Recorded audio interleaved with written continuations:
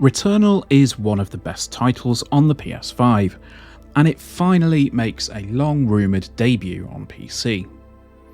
With all of the DLC and potentially more horsepower available, how does the game handle?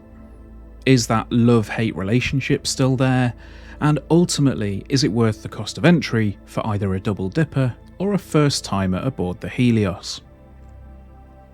Well, our original review can be found up in the link above, which sums up our original thoughts. It's safe to say that Returnal is still one of our favourite games on the PS5, and I tend to go back into it for the odd run quite frequently. The recent Endless Tower DLC added yet more replayability options into the mix, and that mode, as well as everything else, is on the PC as well. This review is likely to be a little bit shorter than our regular ones, but it's going to focus primarily on the improvements that are on the PC version. Sony's first-party releases on Steam have been pretty impressive for the most part, but this is the first time that a true PS5 exclusive is making the jump. With the console being heavily dependent on extremely fast storage, I was intrigued to see how well things like level transitions and other general loading worked. I was pleasantly surprised. I installed the game on a SATA SSD, and the transitions between worlds definitely hitched a little bit, but there was still no loading screens.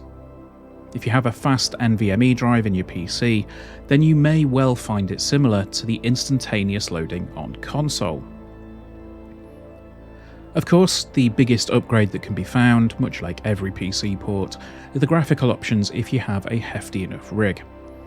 Returnal has a pretty comprehensive 2-minute long benchmark, which splits into 7 sections and tests all of the graphical aspects of the game. Of course, there are ray trace shadows and reflection options to toy with, alongside a suite of other ones to really push your system to its breaking point. My PC is built around a Ryzen 3600 and an RTX 3080, and while running the game at a native 4K with literally everything cranked up to the max, it resulted in a surprisingly high set of results, with frame rates hitting the high 40s at their worst. And I've got to be honest, that's a lot better than I expected given the sheer amount of stuff that's going on at any one time. You can see the benchmark here. What I've done is I've run the benchmark several times and I've separated the frame graphs and the results in the top so you can see what's going on. Started off with the DLSS on balanced with no RT to get a rough idea essentially of how well it would perform in 4K at its sort of lower settings, and then the last bit that you're going to see here is native 4K with full RT on Epic and everything else on Epic as well. So all of the settings here are essentially maxed out with the exception of DLSS and the ray trace settings, which you can see.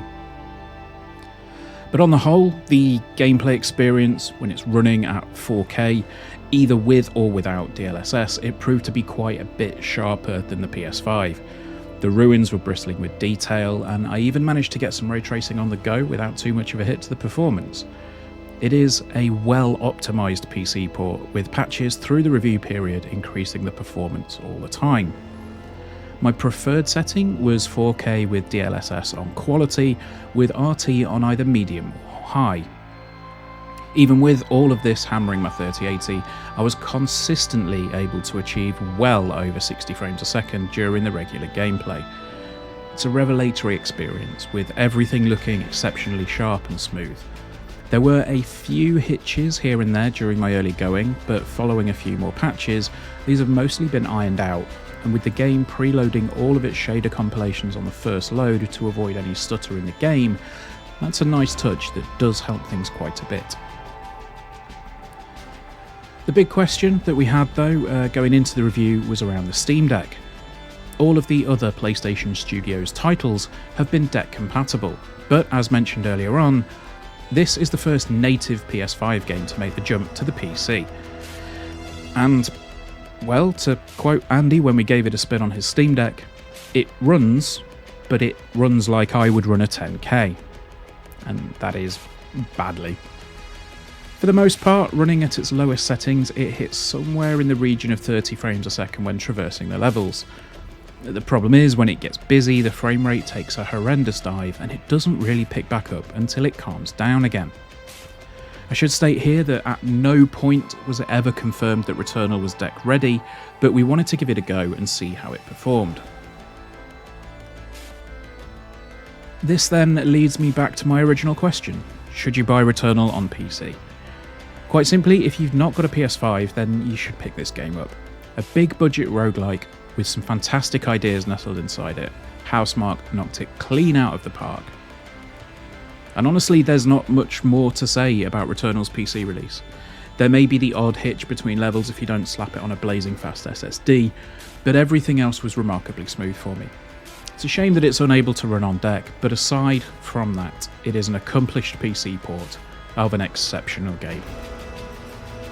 Thanks for joining us, guys. If you've enjoyed this review, please do drop us a like, leave us a comment down below, get yourself subscribed to the channel because we're going to have a bunch more content coming very soon, and we'll see you next time. Take care. Bye bye.